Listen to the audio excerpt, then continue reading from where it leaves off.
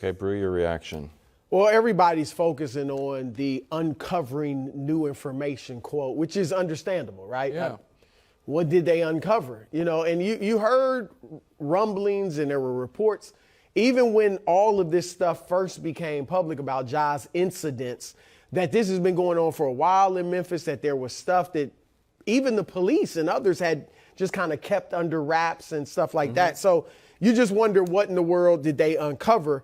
But look, my main, assuming they didn't uncover anything incredibly heinous, my main concern is for Ja, his health and his safety. First of all, physically, this whole fake gangster act could put him in harm's way physically down in Memphis or other places. All right, so that's number one. But also, if you go back to his first, incident with the gun on Instagram, he talked about, I got to find better ways to deal with my stress, with the pressure that I'm feeling.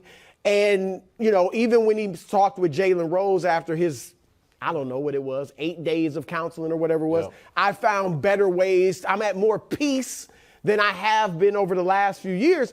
And you're sitting here like, oh, you're 23 years old. I'm not saying young people can't have mental problems, but you're 23 years old. You are living your dream. You're an NBA superstar. You're about to get a shoe at that point. You got a shoe. You are about to make $200 million. Your parents are enjoying it with you. And you're just talking about what's in your head. Yeah. And so I think Ja, and the final ticker with the mental or emotional issues was the Instagram post, where it was about his mom and his dad and his baby girl. And then he said, bye. Now, I hope I'm wrong, but I'm just going to be honest. That sparked a wellness check where the police went over there to check on him. I don't think that was just about him getting off social media. I don't either. His father lives with him, I believe, in Memphis. His mother's right there. He probably sees them every day, every other day. You can obviously tell him you're getting off social media. I'm concerned about his welfare. And so whatever type of suspension they put out, I kind of think he needs it. Like he needs the time this off season and however long he's suspended to just get his head right, get in the right mental and emotional space. And he's still young. Obviously, he can, he'll move on. As far as games, Gilbert Arenas, for something I think was worse, he brought a loaded gun onto a practice facility. He got 50 games. That was worse. So I don't know, 30 games, something like that. I mean, I think that's substantial. That'll make him think. That cost him money. So that's what I'm thinking, something like that. The Gilbert Arenas punishment felt like straight discipline. It's like you did something wrong. Here's the punitive action that you have to serve. I think Ja's things feels more like a wholesale changes are needed. And this is what jumped out to me from Adam Silver's press conference. It's not just about the discipline. It's about now what we, the Players Association, his team, he and the people around him are going to do to create better circumstances going forward. We know because he didn't make All-NBA, he lost $40 million. $30 yeah. So it's not like you can dole out any punishment that stings more than losing $39 million. It's about creating, like he says, a better circumstances. Yeah. So, Nick, the big question to me is, A, how do you do that? Yeah. It's like, get rid of your friends. Well, like, that's not easily done, and that creates a whole set of other stressors. And two, how do you measure it when you're changed? It's not like you have let's say we've seen guys with chemical dependency issues, like, good news, I no longer do the thing that I have an addiction towards. Right. I'm clean and sober. Like, good, that is a measurable action that you're cured from. This is going to be very hard to measure and implement a plan. I totally agree. Did you want to say something, Brew? No, I was going to say he reportedly stopped following his best friend, Devontae Pack, who's a guy with the Pacers incident. Yeah. But now you don't have a best friend. Well, he stopped following him on social media. So listen. Whatever that's worth. And I think this is what you're getting at, Williams.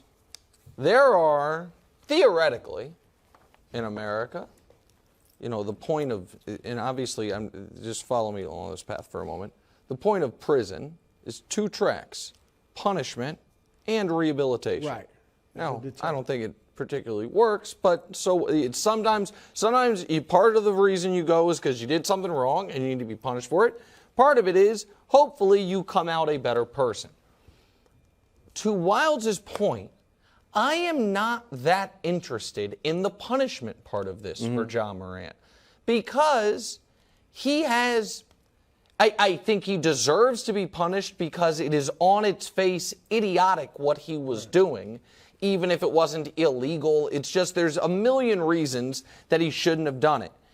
And so punishment's fine, but the public mortifying circumstance plus $40 million plus maybe hurt your chance of winning it, all those things, he's been punished quite a bit. And I don't think 20 games, 30 games, 40 games, 50 games, 60 games moves the needle on that. What I am very interested in is Ja Morant someone that just makes I'll use the best term possible, a total knucklehead, and just makes terrible juvenile decisions and just needs, you know what I mean, like to grow up? Or, and this is the concern I think everyone has, is he deeply troubled? Is something, it does the money and the fame, and listen, man, anybody that has ever been through any type of real either depression or, I know mental illness is like a catch-all, but any type of real troubles knows it's not a direct line of doing well at work, making a lot of money, therefore everything's... Right. If he really is troubled, and that I agree, I was more concerned for him based on the Instagram post of the pictures than I was the IG Live. The IG Live felt stupid and reckless. The Instagram post of the pictures, we came to work, I'll say it, and I know we got a rep. I walked into your office and I was like, I think we have to prepare to do a very different show today, depending on what happens here. So I think that's what Adam is trying to get at, but I don't know what you do. Because I think it is one of the things on the board of outcomes is this kid is really struggling with something. And I don't think punishment fixes it, but you still have to punish him. So he needs to be in serious counseling.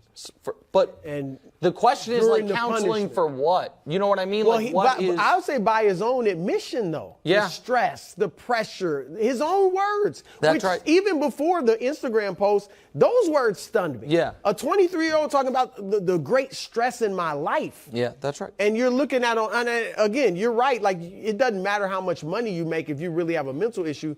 But from the outside, you're looking at, like, stress. Like, you should be living it up. Thanks for watching. Subscribe here to get more from the show and to check out clips from other shows on FS1.